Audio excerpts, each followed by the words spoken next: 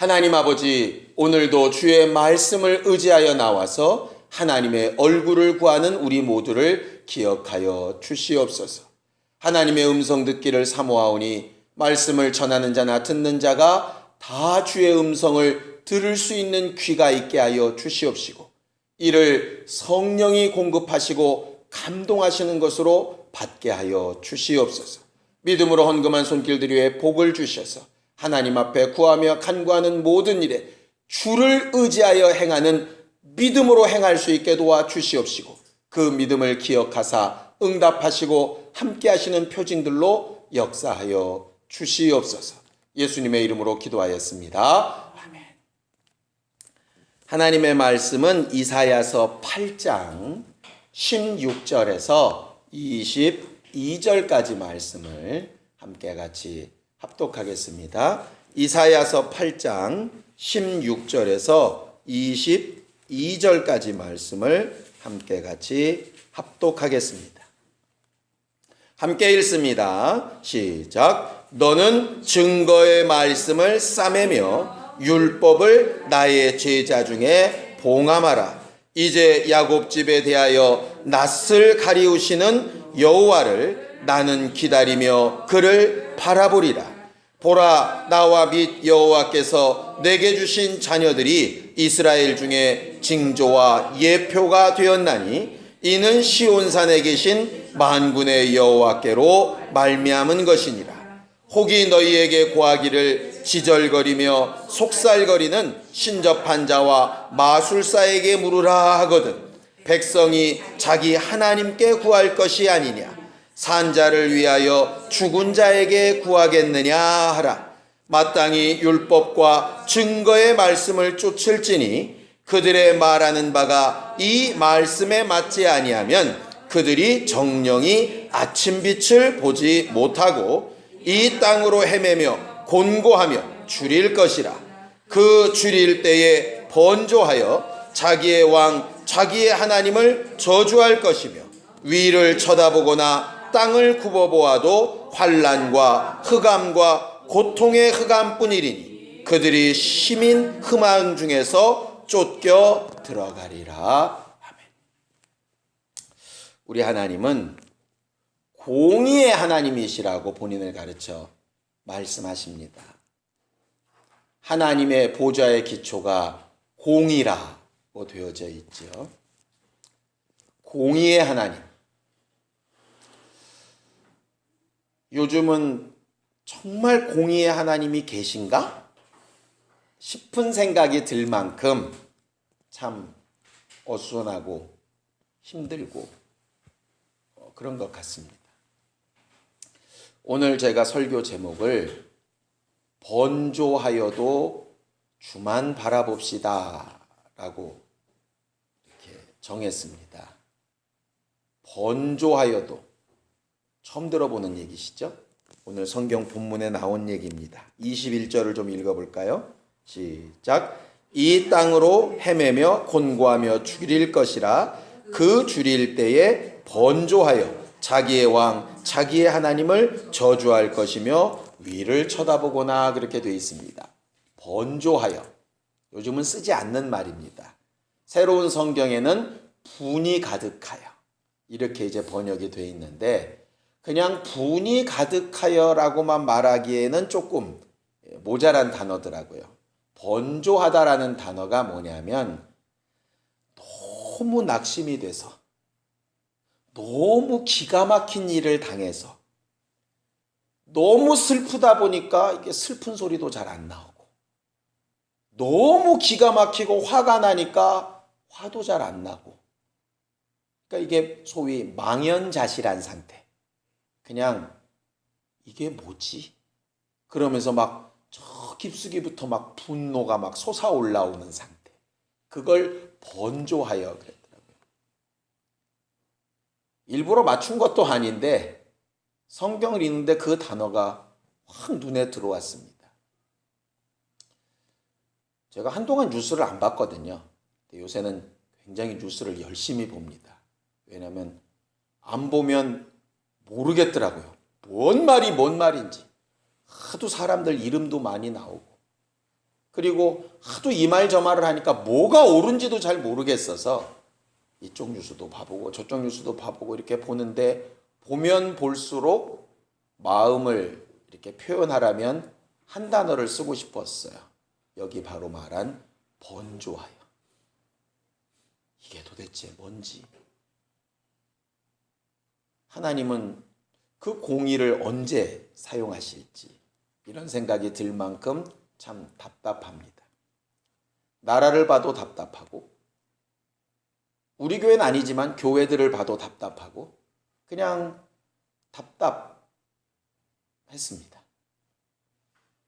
이때 뭘 어떻게 해야 될까? 누구처럼 열심히 막 사람들을 격동시켜서 뭘 하자고 해야 될까? 아니면 누구처럼 그런 건 다 하나님이 알아서 하실 테니 기도만 하자고 해야 될까? 나는 목사로 어떻게 해야지?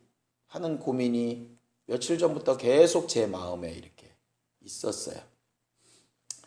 근데 오늘 말씀을 이렇게 보게 되면서 한 가지 이렇게 길을 발견한 것 같아서 오늘 저녁은 함께 좀 그렇게 기도하려고 합니다. 하나님은 분명히 공의의 하나님이십니다. 그런데 그 공의를 그때그때 바로바로 드러내시는 것 같지는 않아요.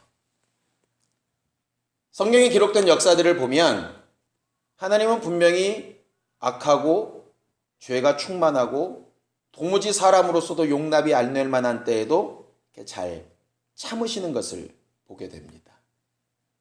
그리고 그 모든 것의 근거에 하나님의 사랑하심이 있다라고 얘기를 해요.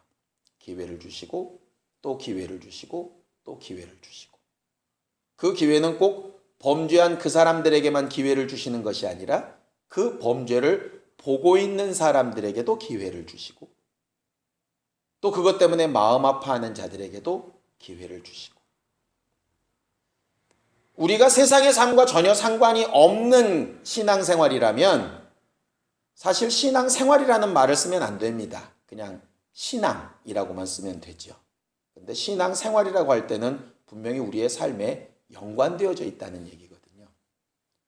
세상에 흘러가는 일들이나 역사가 교회와 전혀 상관이 없느냐? 그렇다면 이 교회를 이 땅에 세우실 필요가 없었을 겁니다.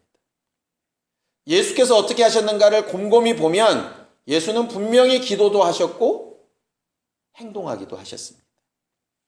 언제 행동하시고 언제 기도하셨던가? 그게 저한테 제일 큰 고민이었어요.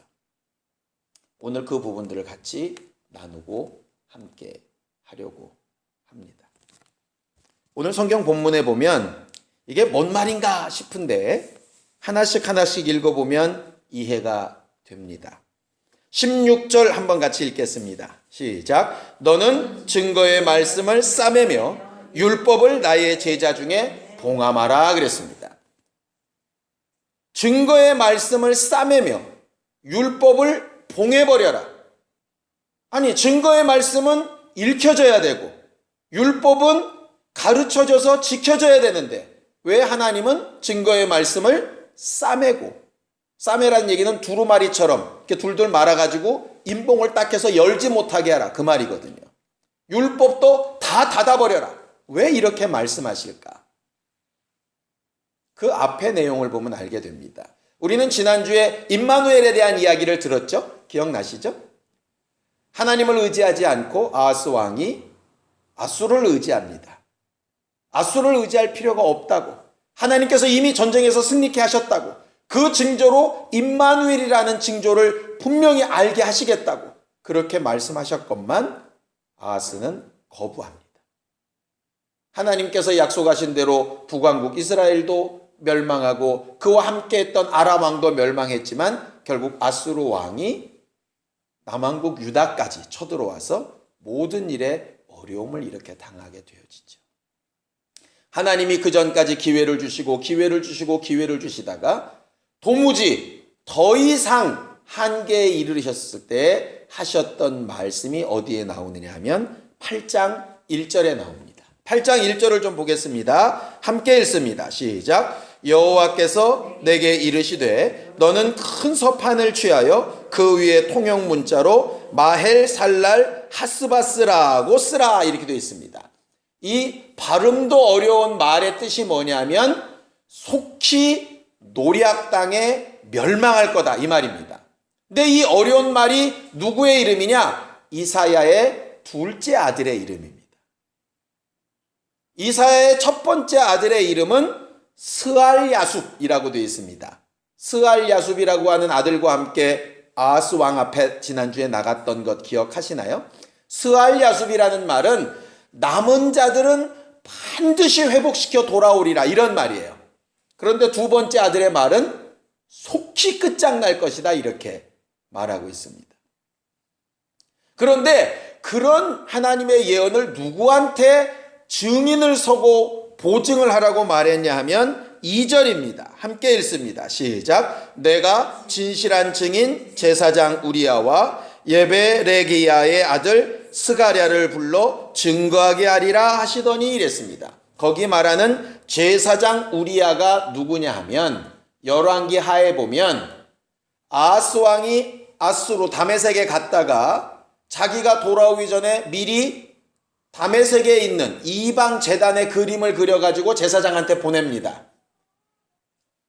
예루살렘에 있었던 제사장인 이 사람이 그것을 보고 왕이 도착하기도 전에 여호와의 전을 치워버리고 이방 산당의 제단을 딱 하나님의 성전 가운데 세워놔요. 그렇게 했던 사람이 바로 제사장 우리야입니다.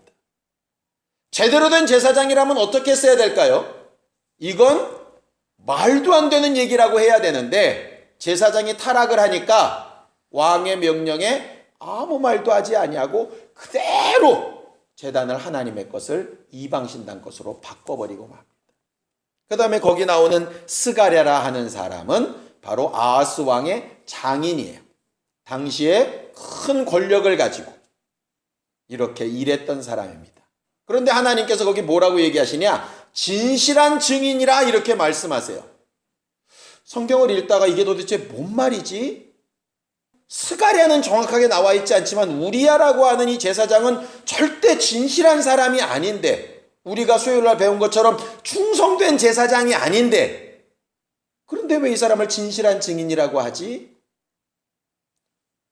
하나님께서 그렇게 타락한 제사장이 망하는 것으로 진실한 증인을 삼겠다라고 삼으시는 거예요.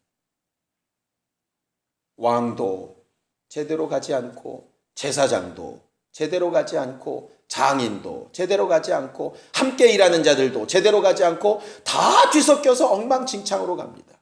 그 뒤에 쭉 읽어보면 여러분들이 나중에 다시 읽어보시기 바랍니다. 이사야가 하나님의 말씀을 들어서 얘기합니다. 너희들끼리 회의해봐라, 도모해봐라, 계략 세워봐라, 열심 내봐라, 부르짖어봐라, 다 해봐라. 아무것도 안 될 거다.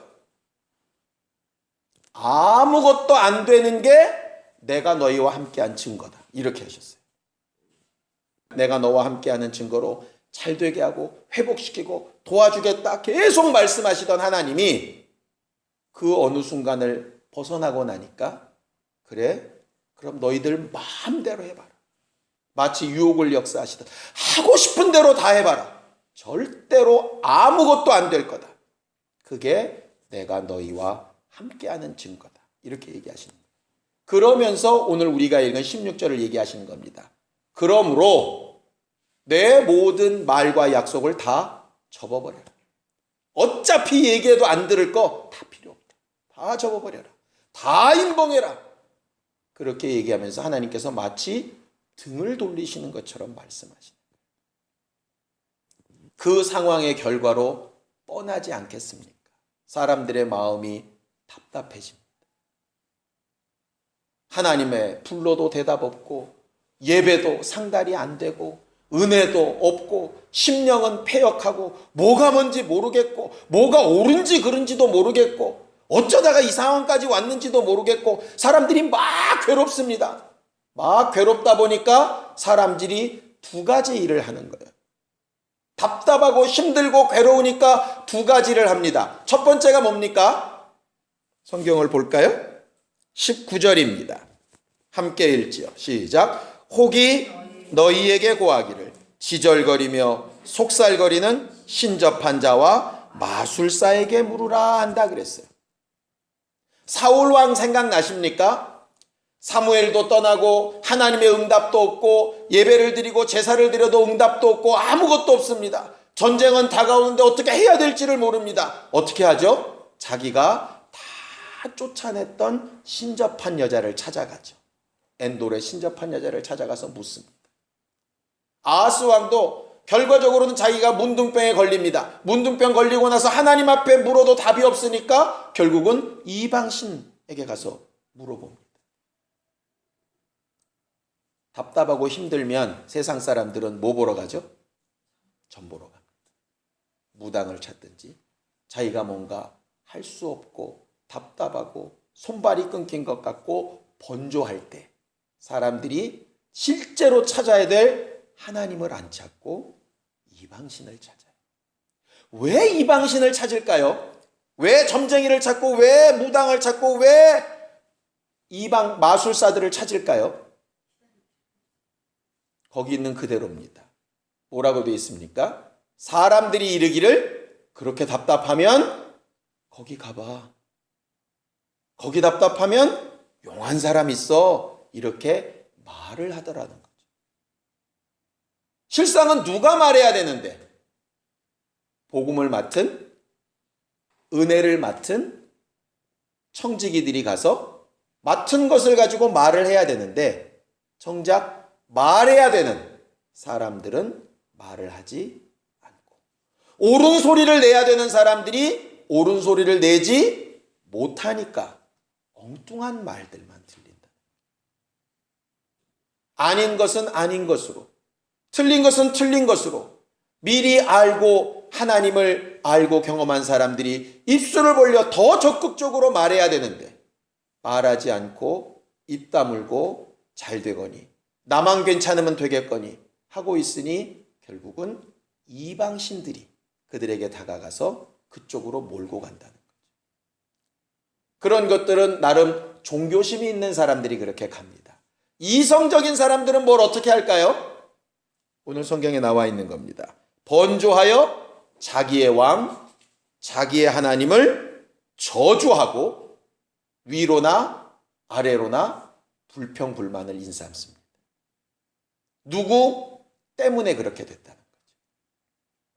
나라가 정신없죠? 다들 찾습니다. 누구 때문이다, 누구 때문이다, 누구 때문입니다. 맞습니다. 그 사람들 때문 맞을 겁니다. 그 사람들이 분명히 죄가 있다면 죄값을 치러야 되고 반드시 그들이 책임져야 될 겁니다. 그런데 그들이 죄값을 받고 그들이 책임을 진다고 우리의 마음이 회복이 될까요? 나라가 정상적으로 갑자기 돌아갈까요? 진짜 문제는 정상적으로 안 돌아가고 있는데도 아무 생각 없이 살았어요. 그리고 나서 문제가 터지니까 희생양을 찾듯이 막 얘기하는, 그들이 피해자란 얘기 아닙니다. 교회 안에도 나라에도 뭔가 핑계거리를 찾아요. 누구 때문에 그랬고, 뭐 때문에 그랬고, 언제 때문에 그랬고 이렇게 찾습니다. 좋습니다. 그럼 그게 해결되면 다 괜찮아지느냐 이 말이죠. 결국 사람들이 하는 거는 번조할 때 두 가지를 합니다. 마음을 채워주고 뭔가 의지할 것을 찾는 이방신에게 가든가, 아니면 자기 속이라도 시원하게 욕을 할 수 있는 대상을 찾거나. 그런데 이사야는 번조하고 힘들고 답답하고 어려울 때 뭘 하라고 말을 하느냐 하면 17절입니다. 17절 함께 읽습니다. 시작. 이제 야곱 집에 대하여 낯을 가리우시는 여호와를 나는 기다리며 그를 바라보리라 그랬어요. 어떤 믿음이냐면 하나님조차도 끝났다라고 생각하고 고개를 돌리신 것 같은데 나는 그럴 수 없다는 거예요. 하나님은 고개를 돌리신 것 같고 하나님은 응답 안 하시는 것 같고 하나님은 말씀을 안 하시는 것 같아도 나는 주만 바라보겠습니다. 나는 주를 찾고 주의 얼굴을 뵙겠습니다. 찾고 구하겠습니다. 다른 사람들은 원망하고 다른 사람들은 다른 시를 찾아갈 때 나는 주를 찾고 구하겠습니다. 기도만 하겠다는 얘기 아닙니다. 그 다음에 있습니다. 18절입니다. 시작. 보라, 나와 및 여호와께서 내게 주신 자녀들이, 그 두 아들, 남은 자들은 반드시 회복되리라는 말씀과 반드시 속히 노략당하여 멸망하리라는 말씀을 가진 두 아들이 이스라엘 중에 징조와 예표가 되었나니 이는 시온산에 계신 만군의 여호와께로 말미암은 것이라 그랬어요. 내가 이미 받은 은혜가 있고 이미 받은 약속이 있고 이미 받은 증거들이 있기 때문에 하나님께서 등 돌리시고 안 본다고 하시고 끝났다라고 말씀을 하셔도 나는 끝까지 주를 찾고 구하고 하나님의 응답을 사모하고 또 사모할 수밖에 없습니다 라고 말하는 거예요. 결국 지금은 무슨 말도 안 통하고 무슨 행동도 해결함이 없을 때 하나님을 찾고 구하고 주목하여 바라보겠습니다. 그래서 뭘 가지고 내가 나를 판단할 거냐? 자, 성경을 또 보죠. 20절입니다. 함께 읽습니다. 시작. 마땅히 율법과 증거의 말씀을 쫓을지니 그들의 말하는 바가 이 말씀에 맞지 아니하면 그들이 정령이 아침빛을 보지 못할 겁니다. 나는 다른 것 가지고 판단 안 하겠습니다. 누가 뭐라고 했든지 말았든지 누구 책임이라고 하든지 말든지 난 거기에 지금 가지 않고 오직 뭘 가지고 판단할 거냐? 하나님이 덮으라고 하셨던, 하나님께서 막아버리라고 하셨던 그 약속된 말씀과 하나님의 법으로 돌아가서 철저하게 다시 한번 내가 뭘 잘못하고 있고 뭐가 어떻게 돼야 될지 말씀으로만 인도받겠습니다.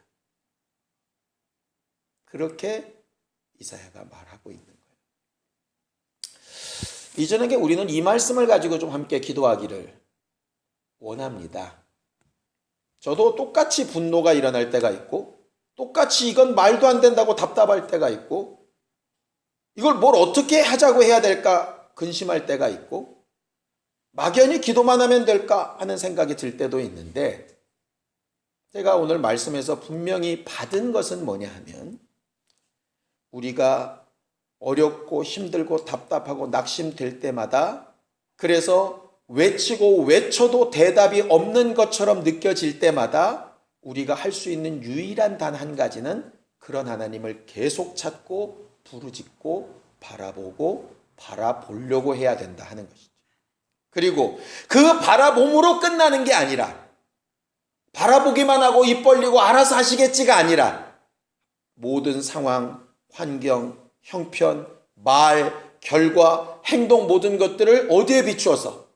말씀에 비추어서 하나씩 하나씩 옳고 그른 것을 분별하고 행동하고 움직여가야 한다 하는 것이죠. 그 앞에 우리가 읽지 않은 8장의 앞쪽에 보면 이렇게 되어 있습니다. 성경을 한번 읽어볼까요? 8장 6절에서 8절까지 한번 읽어보겠습니다. 시작. 이 백성이 천천히 흐르는 실로아 물을 버리고 르신과 르말리아의 아들을 기뻐하나니 그러므로 주 내가 흉용하고 창이란 큰 하수 곧 아수르 왕과 그의 모든 위력으로 그들 위에 덮을 것이라. 그 모든 곳에 차고 모든 언덕에 넘쳐 흘러 유다에 들어와서 창이라고 목에까지 미치리라. 임마누엘이여 그의 펴는 날개가 내 땅에 편만하리라 하셨느니라 그랬어요. 이스라엘의 죄가 뭐냐 하면요, 천천히 흐르는 실로아 물을 무시하고 싫다고 뭔가 격정적으로 화끈하게 흐르는 아수르의 창이란 물을 기대했다가 결국 그 물을 타고 넘는 것이 아니라 삼킨 바 되어졌다 이렇게 말하고 있어요. 어찌 보면 이런 설교가 참 답답해 보일지 모르겠습니다. 이럴 때 띠두르고 나가서 뭐라도 해야지.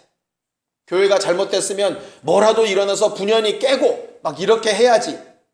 물론 그런 방법도 있을 수 있겠죠. 그런데 성경에 말하는 바대로 천천히 흐르나 제 길로 가고 생명을 공급하는 하나님의 역사를 기대하면서 함께 기도하고 우리의 마음과 생각을 다잡을 수 있었으면 좋겠습니다. 속살거리는 자들에게, 가는 자들에게 진짜 답은 거기에 있지 않다라고 제대로 된 말을 해줄 수 있는 사람, 분내고 열받아서 핑곗거리를 찾고 있는 사람에게 본질이 그게 아니라고 말할 수 있는 사람, 그런 과정 가운데서 나는 이렇게 기도하고 이렇게 말씀을 받아 이렇게 행동하고 있다고 분명히 보여주고 나와 내 자녀들을 통해서 하나님이 우리와 함께 하시는 징조를 내보일 수 있는 사람, 그런 사람이 결국 충성된 청직이 아니겠느냐 하는 생각이 들었습니다. 이럴 때일수록 더 기도하고 더 주의 말씀에 익숙해지고 그것으로 우리의 삶을 바꿔서 다른 이들에게 본이 되고 말할 수 있고 증거할 수 있는 교회가 되었으면 정말 좋겠습니다. 예수께서 마치 성전을 깨끗하게 하러 들어가셨던 것처럼 정말 억압받고 힘들어하는 자들을 도우시며 함께 울고 역사하셨던 것처럼 오늘 저녁은 그렇게 기도하는 시간이었으면 좋겠습니다. 많은 사람들의 마음이 갈갈이 찢어지고 힘들어하고 낙심하고 실망하는 이때에 과연 무엇이 소망될 수 있을까? 가장 어렵고 힘들 때 예수가 소망되셨던 것처럼 우리 안에 있는 그 예수가 소망될 수 있기를 바랍니다. 이 시간 함께 같이 기도하며 간구할 때 어떤 모양으로든 마음이 상하고 힘들고 어려운 자들을 기억하고 돌아볼 수 있는 우리가 되고 그들을 위로하며 길을 인도할 수 있는 사람이 되고 그들에게 보여줄 수 있는 증거와 징표가 있는 사람들이 되고 하나님께서 내게 명하시는 말씀만 근거로 하여 판단하고 결정할 줄 아는 신령한 우리 모두가 되게 하여 주시옵소서. 함께 같이 기도하겠습니다. 하나님 아버지, 우리는 우리를 찾고 구하시는 하나님의 얼굴을 뵙고자 기도하며 간구하였습니다. 낙심하지 않고 실망하지 않고 헛된 소리에 귀 기울여 마음을 빼앗기지도 않고 다른 사람들을 탓하며 핑계대며 우리의 분노를 풀지도 않고 주의 말씀과 하나님께서 명하신 이 일에 더 분명히 바로 서서 해야 될 것과 말할 것과 증거해야 될 것을 분별하는 교회가 되길 원하오니 우리를 도와 주시옵소서. 상한 마음들을 위로하시고 연약한 부분들을 채워주시되 주 예수로 말미암아 온전케 되어지는 우리의 영과 혼과 육체와 환경들이 되고 가정들이 되게 도와 주시옵소서. 그래서 우리로 말미암아 빛과 소금처럼 맡겨주신 직분들이 잘 감당되어 영혼들을 살리고 위로하며 생명을 공급하고 온전케 하는 일에 사용되어지는 청지기들이 되게 도와 주시옵소서. 이제는 우리 예수 그리스도의 은혜와 하나님 아버지의 극진하신 사랑과 성령님의 감동하시고 교통하시며 함께 하시는 분명한 증거가 번조할지라도 주를 바라보기를 결심하는 우리 모두 위에 이제부터 영원까지 함께 있을지어다. 아멘.